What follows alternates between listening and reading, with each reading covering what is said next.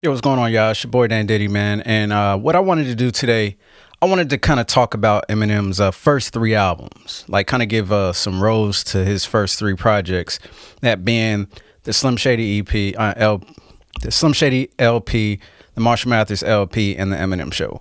So I guess what I wanted to do first was kind of give you just a little bit of a backstory, because I'm not gonna sit here and act like everybody remembers everything about Eminem, especially since I actually remember the majority of his come up because I was like heavily into hip hop at the time. So where we should start, I guess we should set the scene, right? It's 1998. Pac died in 96. Big died in 97. It was kind of like this moment where we was just like, man, what's gonna happen in hip hop? Who's gonna carry the torch? Who's gonna be the next bearer? We have a whole bunch of new artists emerge. LL Cool J kind of comes back to form. Big Pun comes out. DMX drops. You know, Ja Rule's kind of making his name on the underground scene. Somewhere in Detroit, you have Eminem kind of like working his way through the freestyle ciphers. I remember seeing a video of him battling A+. There was a lot of stuff happening around the time for M, and his demo was kind of going around and going out. And then you have Dr. Dre, and Dr. Dre had The Chronic, as you guys know, classic album for sure. And after The Chronic, he produced on Tupac's album, All Eyes on Me. He did a couple other joints, and then he abruptly left Death Row. I recall him, like, you know, it was kind of like a, you know, more so, Death Row was becoming less of a work environment. I feel like Corrupt said something to that effect. Like, it was detrimental to Dre's productivity and his creativity. So Dre decided to leave. And one of the stipulations for him leaving, I believe, is he had to leave his catalog with Death Row. And he just left it. And he left everything behind. And he started his own thing called Aftermath. He puts out the Aftermath, the album. And I remember the song coming out. It was Been There, Done That. And it didn't really land like everything. Everybody was kind of just like, yeah, this ain't it, Dre. The beat is actually pretty dope when you go back and listen to it. The rhymes ain't bad. But after that, he kind of like went a little quiet. He was working with Eve underground, like he had signed Eve from Philly. She had just got on the Roots song I Got You, featuring Erykah Badu. She signs with Dr. Dre. They work for a while and it just wasn't working. So M is doing this thing. He's linking with the Outsiders from New Jersey. The Outsiders are linked with the Fugees. The Outsiders end up on the Fugees album. Jimmy Iovine said he was just listening to demos, and he found Eminem's demo and he took it to Dre. Dre heard it, brought him into the studio, and loved what he heard. They flew him out to California, started working. Dr. Dre released Eve. Eve goes on to sign with the Rough Riders. That's history. That's a whole nother story. It's like, it's crazy how connected hip hop is when you look at the overall stories. It's some really amazing stories in here. Then M puts out a music video for I Don't Give a Fuck. But at the time, it was one of those things where if you wasn't on Rap City, if you wasn't on 106 in Park, if you wasn't on Video Soul, if you wasn't on MTV, nobody saw it.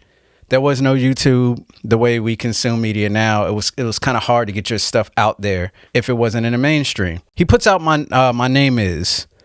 And when he puts it out, you got to remember, like, DMX is going crazy. Second album is out. The Hard Knock Life is still bumping. Juvenile is out. Ha is going crazy. They got a remix with Jay-Z. Back That Ass Up ain't even out yet. It's crazy, like the time period that we was in. And then you get this kid that comes out with this My Name Is song. And MTV was playing it heavy. BET would play it here and there because Dr. Dre was connected to it. But I know me and my friend group at the time, we wasn't really checking for it. We just thought it was weird. And I remember one of the guys I used to work with, I used to work at Hardee's back in the day. And making $5.15 an hour. Minimum wages is crazy. He was a white kid, and like we had a really good respect with each other about hip hop. Like, you know, that's one thing about hip hop, man. It's welcoming. If you down with the culture, come in, cool, respect this, we'll respect you. It's always love. And he was just like, yo, you gotta check out this Eminem album. And I'm just like, nah, that My Name thing is, that shit is corny, bro. I can't really rock with it. And he's just like, nah. That's the edited version. You gotta hear the unedited version. And I was just like, word. On his tape deck, he flipped it in and played Guilty Conscience for me. And when I heard Guilty Conscience, I was just like, I was sold. I was sold. And then he let me borrow the album. I listened to it, brought it back to him the next day, and I went to the store and I bought it myself. Which brings us to the Slim Shady LP. I really enjoyed this album. I remember when it came out, it got two mics in the source, which was probably a bit of hating. And the album was huge. You know what I mean? You got this kid that's coming out. His favorite rapper is Redman, who is one of the best lyricists, funny. He loves Tretch from Naughty by Nature.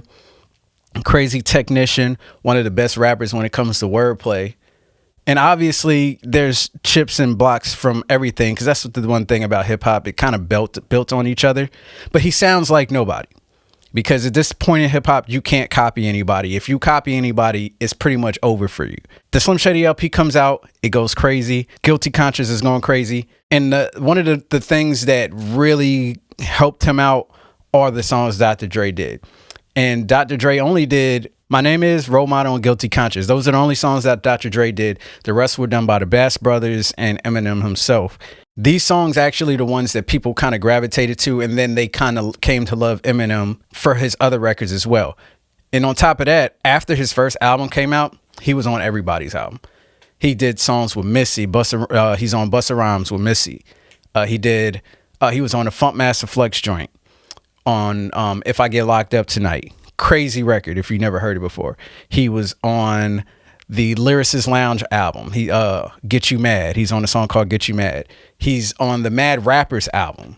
And a lot of y'all don't know who the Mad Rapper is. If you go back and listen to skits from Biggie's Life After Death album, that whole skit after Hypnotize, that's the Mad Rapper. He ended up coming out with a whole album. His name is D. Angeletti. He used to be one of the hitmen for Bad Boy. He's on the song on there. Eminem's verse is crazy on that too. He just started collabing with everybody, and it ended up being really dope. And people respected him because if you listen to his wordplay, like I know a lot of people talk now about like, hey, that was inappropriate. And M's pretty much said it. I mean, he talks about it on the Coup de Grace album, where he talks about how the Slim Shady stuff was just him kind of like just being mad at the world, taking his anger out, not really caring about how anybody felt. And obviously there's always those things, right, where as we grow and get older, some things don't hit the same. We don't use certain language. We don't use certain words anymore. Or we don't talk about things in the same way. So a lot of that stuff is kind of hard to listen to now, especially because some of the language in there. But technically, like technician rap wise, Eminem he was spitting very incredibly. You go back and like you listen to songs like Rock Bottom, which is my personal favorite song on the album. He already had a way to empathize and put the emotion in the lyrics. Like he already knew how to put the words together to where it sounded almost like a tongue twister. Every single time he spit bars and verses, he always knew how to give that shock value that kind of made you like anytime you heard what he said. But Rock Bottom was one of those songs where it's just like, man, you can hear the pain in his voice and in the delivery of the vocals. It made 100% sense. I know there's like Eminem's really big on giving other people credit and other people their flowers. And he had said some stuff about Joyner Lucas about him not compromising lyrics to tell his story. But I don't feel like Eminem did either. And listen to how he's explaining the lyrics. Like I feel like I'm walking a tightrope without a circus net, popping Percocets. I'm a nervous wreck. I deserve respect, but I work a sweat for this worthless check. I'm about to burst his tech as somebody to reverse his debt. Minimum wage, got my adrenaline cage, feel a venom and rage, especially when I'm engaged. Listen how that sounds. Write it down on a piece of paper and look at those schemes and how he's just laying that out in the patterns.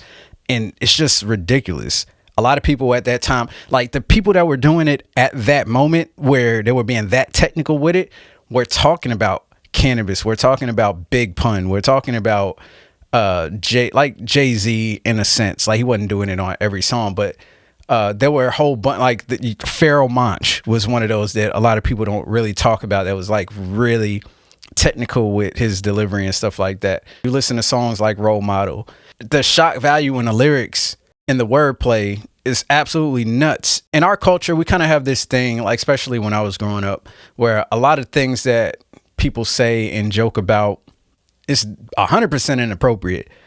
But some of it's like we still kind of found like funniness in it. We kind of get tougher skin from jokes and things of that nature. And you can hear it throughout the music, you know, when you listen to the Woo and all of that stuff like that. Eminem kind of took that and just took the stuff that he saw around his trailer park and put that into the lyrics. And it was different. We hadn't necessarily heard some of that stuff from those point of views. And that was one of the things I felt like made him unique in that way.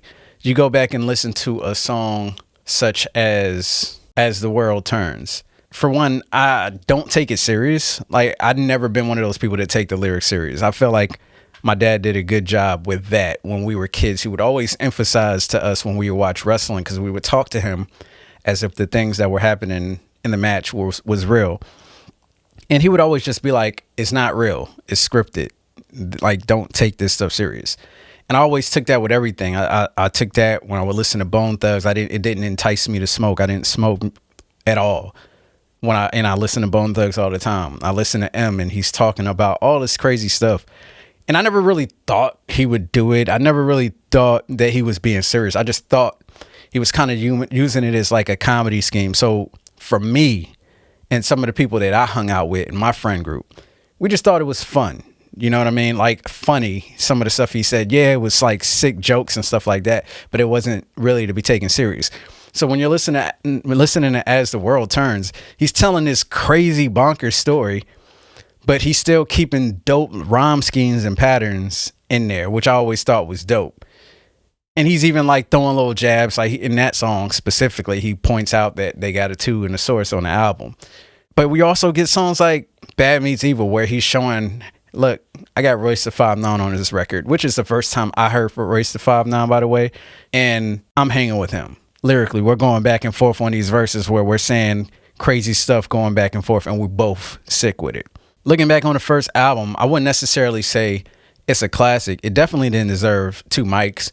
If I worked on the source at the time, because Benzino was a supreme hater of Eminem, I think I may would have gave it like 3.5, not even 4. There's some things on the album that I didn't necessarily feel like needed to be up there. I mean, we can just go through it and just talk about it real quick. The intro's cool. My Name is cool. Guilty Conscience is fire. Brain Damage is actually a pretty cool song. Dope story. You have the If I Had $1 Million skit. Love it. It's basically poetry, but I love the tone that he's saying it in. I love the hook. Homegrown, the hook is dope. After that is the song Just the Two of Us with his daughter. Crazy. Role Model is crazy. That's just off the top. That's the first 7, right? I had to pull the list up for the rest. My Fault. I mean, it's not really my thing. Come On Everybody's not really my thing. Rock Bottom is dope. Just Don't Give a F is crazy. As the World Turns is a fun little story. Love the beat. Love how they're playing on the way he's singing the hook and the tone. I'm Shady is not really my thing, but I do like how this is the song on the album where he kind of like talks about like, bro, like, I'm not really being serious on this album, like, y'all tripping. And he kind of pays tribute with the way he's singing the hook. Because that, you know, that's what song is that? Curtis Mayfield. I think that's the I'm Your Pusher Man joint, right? Yeah. So yeah, I'm Shady. That's not really my joint, but I like it in the context of him talking to the fans that think he's taking the album a little bit too serious. I listen to your demo tape and act like I don't like it. 6 months later, you hear your lyrics on my shit. People don't buy hits no more, they just dub it. That's why I'm still broke and got the #1 club hit. Bad Meets Evil is dope. Still Don't Give a F is dope. So yeah, I think this is dope. I mean, I like the majority of the project. I don't really count the skits aside from the If I Had, which is kind of just like a poetry cut. But yeah, I think the album is actually really good. It was a solid debut album, especially considering that Dr. Dre came on and he only really produced 3 records and he didn't really have a super hand in the project. And that album was dope. It was a dope moment for hip hop, and just the amount of respect that he got from all his colleagues and everything to put him on all their projects. And he, like I said, he was still spitting with the spitters. He was still going to the, like, doing stuff with the Lyricist Lounge and Raucous Records and stuff like that. And he didn't have to do that. He did that for the culture. You know what I mean? After that, we ended up getting the Marshall Mathers LP. And this is pretty much where Eminem really like took off and got a lot more respect. This is where he really tapped into his producer bag. Dr. Dre did more like six songs on this project.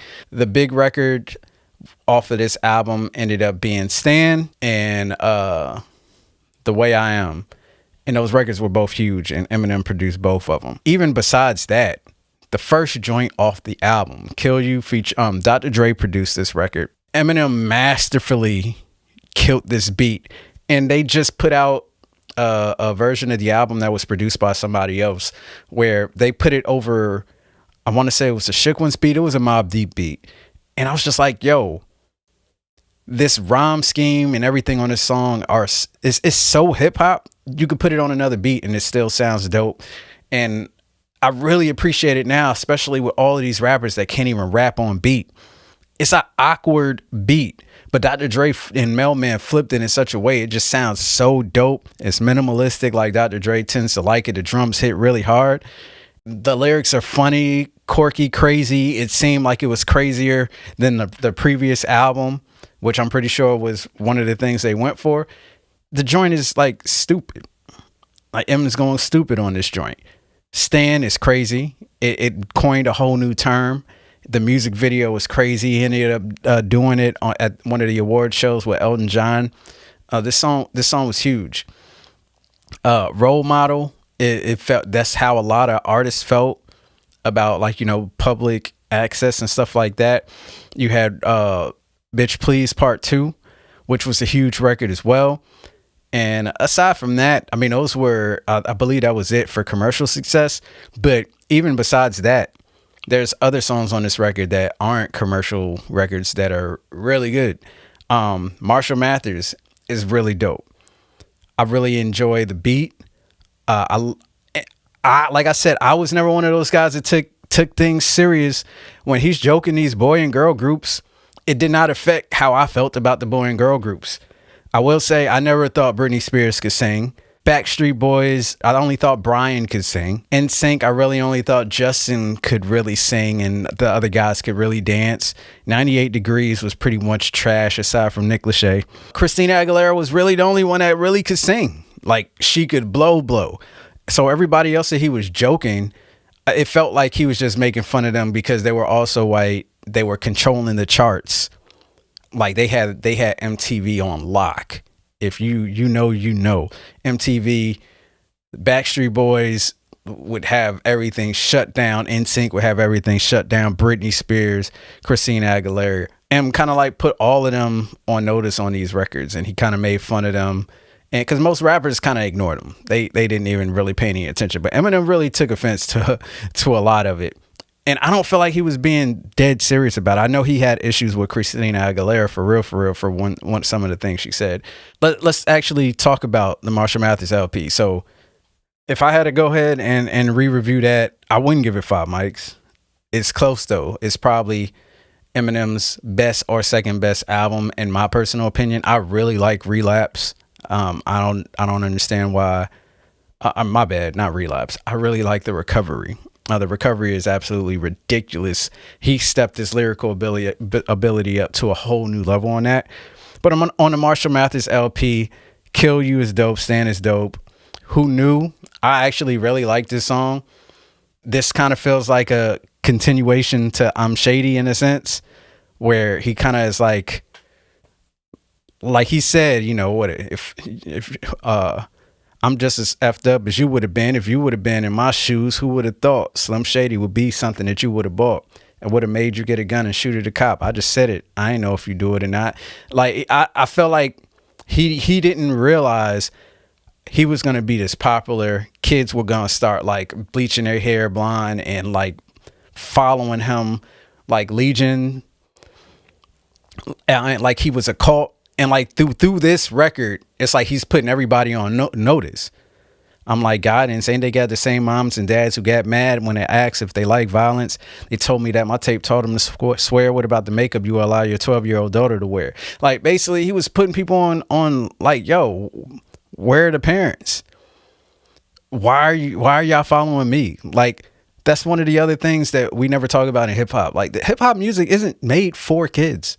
You know what I mean? These are adults making music for adults, and kids just happen to consume them. When I'm listening to Eminem, I'm not Eminem's age. You know what I mean? I was in high school, and should I be listening to this? I mean, I felt like I was mature enough to, but for the people that could be super impressionable and don't really have a mind of their own, nah, probably not. You know what I'm saying? Should your little 10-year-old daughter be listening to Sexy Red? Absolutely not. But she's not making music for them. She's making music for adults. It's just that it's being advertised to kids through social media, since kids are on social media and such of that nature now. But it was just that it was on TV, and it really probably wasn't even that big of a deal then. But you did have the cults, like the Eminem cults. Everybody is white t-shirt, blonde hair, blue jeans, and a pair of Jordan 4s or whatever those Air Maxes were that he used to wear all the time at the time. Air Max 93s, I think. I can't remember. Y'all know the uniform. But I love the fact on Who Knew. He's just addressing that. Then you have The Way I Am, which is absolutely nuts. One of my favorite Eminem songs ever. The Real Slim Shady is cool.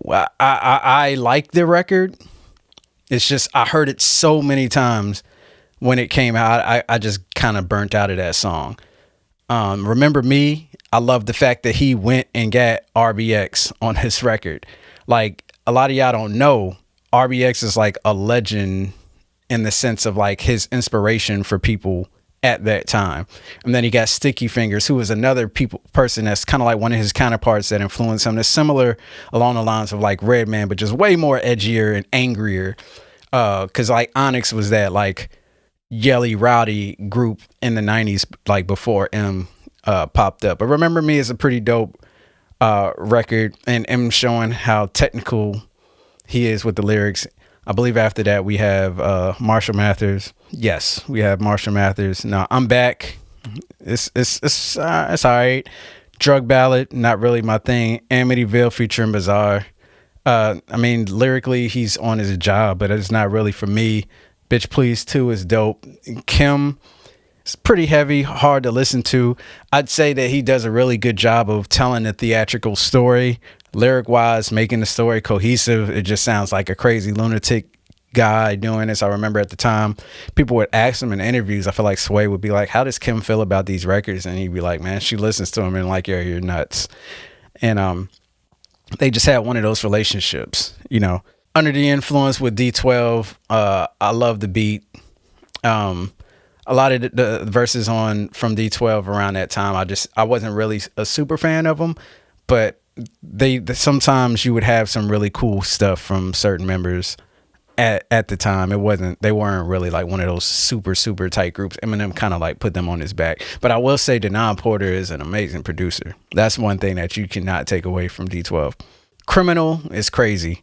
I felt like that was pretty much like a way he ended the album, similar to Still Don't Give a F.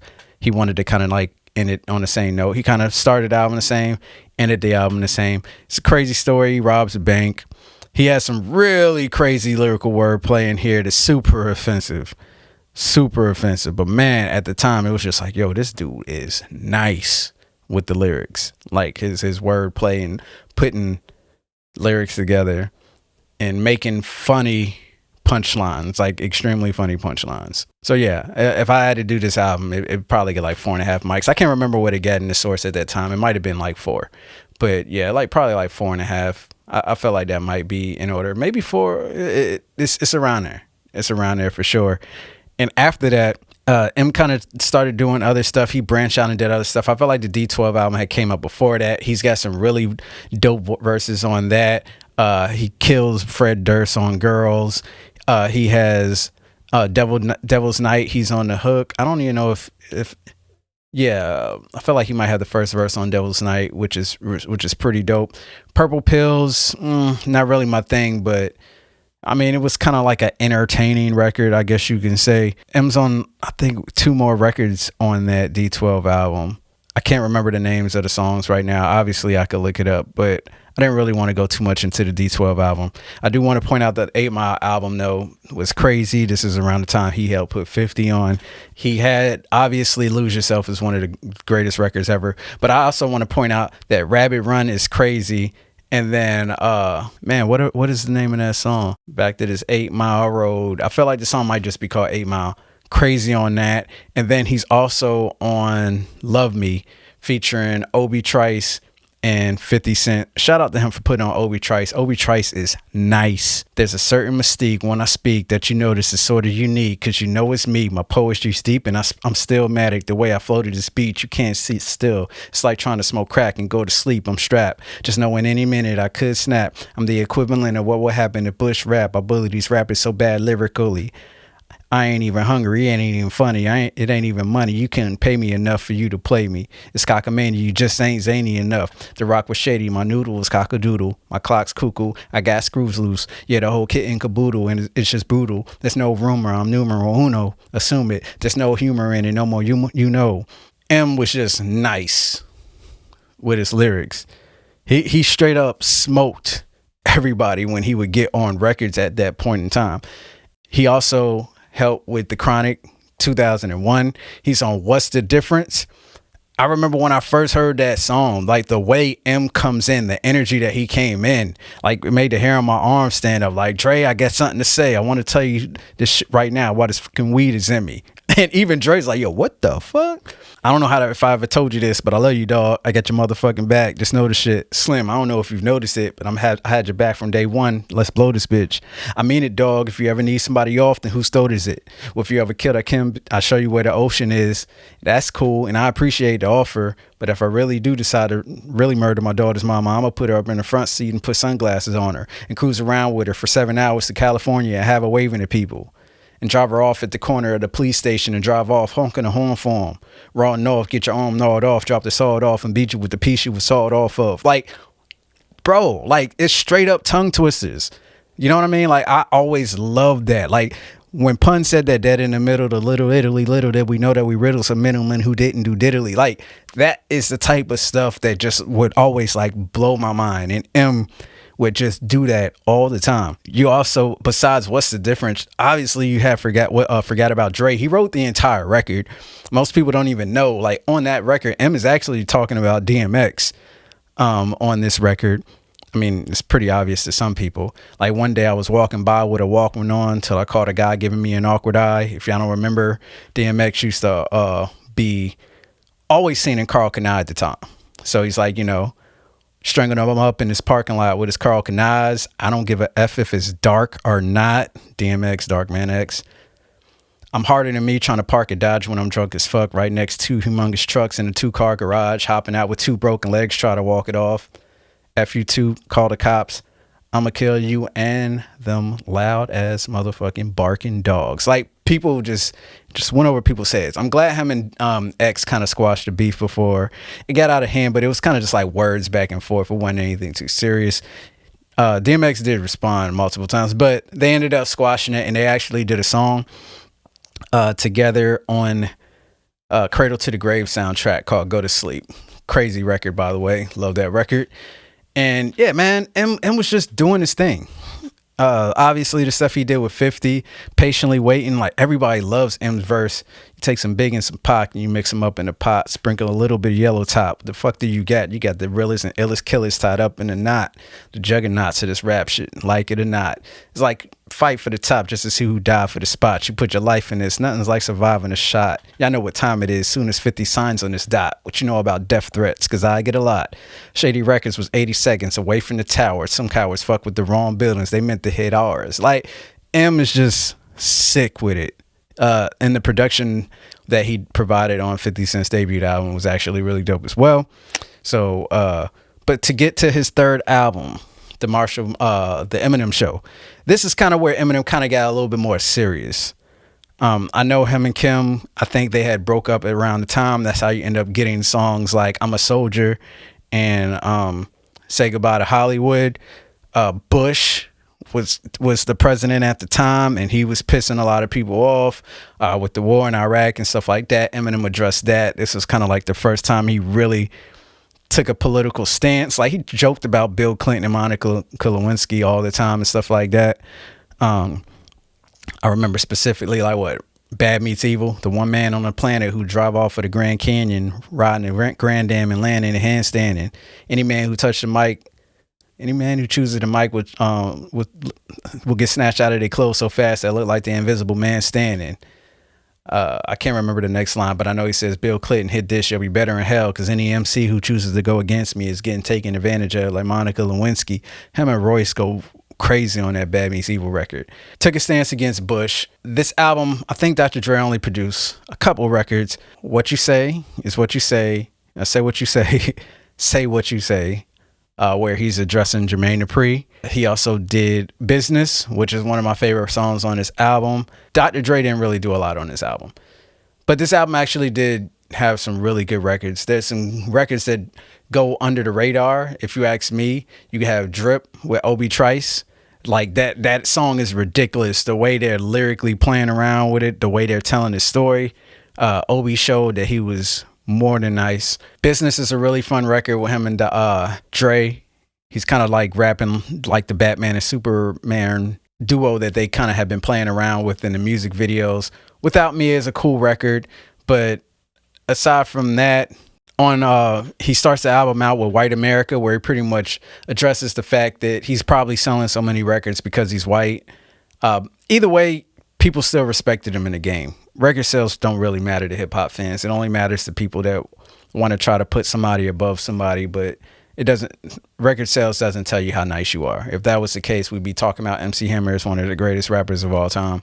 And that is not necessarily the case, even though MC Hammer's music is good. But White America is a all right record. It's not really something that I go to and listen to. Business is great. Cleaning Out My Closet, I know he said that's one of the songs he kind of wishes he could take back, but at the time it was actually really dope. Listen, love the beat, love the way he kind of gets his story off. Square Dance is a kind of record dissing Cannabis. It's all right. It's not something that I just go to, but if you go and listen to it, he's doing his lyrical thing like he always does. Soldier, I love his lyrical rhyme schemes and the rhymes in there. Like, I'm a lit fuse. Anything I do, bitch, gets news. Pistol whipping motherfucking bounces 6'2". Who needs bullets? As soon as I pull it, you sweat bullets. An excellent method to get rid of the next bully is actually better because instead, like, if you like just the way he just puts these words together, like, listen to that. Like, M is actually just really sick. Say Goodbye to Hollywood is actually a really cool record. It's a great follow-up record to that. It kind of like follows right after, because you hear him get arrested after he rushes into the club for Soldier, which apparently was a real situation. From my understanding, he ended up getting charges for that. Sing for the Moment is a dope flip of Aerosmith, Aerosmith record. Absolutely love this song. This is one of my favorite M records. I love records where rappers in general kind of just like lay it out on the line and just talk about themselves. But yeah, that's one of those dope ones. Superman, great record. I think a lot of people love Superman. I can't remember if there was a music video for it, but from my understanding, I believe this was kind of like a record to Mariah Carey. I think him and Mariah Carey kind of had a thing for a small amount of time, and this ended up being a record. But this record is actually really dope. Haley's song is great. I don't know anybody that's going to say anything about that. When the Music Stops, it's a pretty cool record. I'm not really a huge fan of all D12's verses on there. There's times where Bizarre just really don't need to be on the record. But yeah, M did his thing on that. Till I Collapse. Love this record. And I always remembered him naming his favorite rappers. He's like, I'm at my wits for half of this shit that gets in. I got a list. Here's a number, his order of my shit that is in. It goes Reggie, like Reggie Noble, who's Redman. It goes Reggie, Jay-Z, Tupac, and Biggie. Andre from Outkast, Jada, Corrupt, Nas, and then me. You know, and at that time, that list was actually not a bad list by anybody's standards. some people might argue about Redman being so high, but if you actually go and listen to Redman is actually sick. His new Muddy Waters 2 album, ridiculous. One of the best albums in the last calendar year, in like, period. I know we just got JID. I know we got the Clips album. That Reggie Noble album, I love it. I listen to it all the time. It's got some great vibes in it. We're getting back to where we're getting the regional sounds of hip hop. Everything don't sound like it's from the same location anymore, which I love. That's a whole nother topic. Redman is the man. But Till I Collapse, featuring Nate Dogg, who is a legend. And got a song with Nate Dogg. You gotta love Eminem kind of like putting it out there and just showing how lyrical you can be over and over again, repeatedly. My Dad's Gone Crazy was always one of those fun records that I always enjoyed. And that was pretty much the last song on the record. He had the curtains closed after that. Over the next couple years, if I had to grade that album, it would be a step under Marshall Mathers LP. It would be kind of be right there floating around the Slim Shady LP airspace, in my opinion. I felt like he had took some great steps forward and showed how nice he could be. I felt like he had spent a lot of time working on other people. He had put Obi Trice out. There was a lot of stuff that happened. I'm not really going to get into the majority of his career. I'll just throw some cliff notes out there. I'm not a fan of the next 2 albums. And even Eminem's not a fan of the next 2 albums. On Relapse, he's like, yo, them last 2 albums didn't count. Encore, I was on drugs. Relapse, I was flushing them out. Encore has some songs. Relapse, I'm not a fan of much at all. But I will say Eminem's constantly pushed himself to get better. He had an issue with drugs. When he came back, he was on a tear.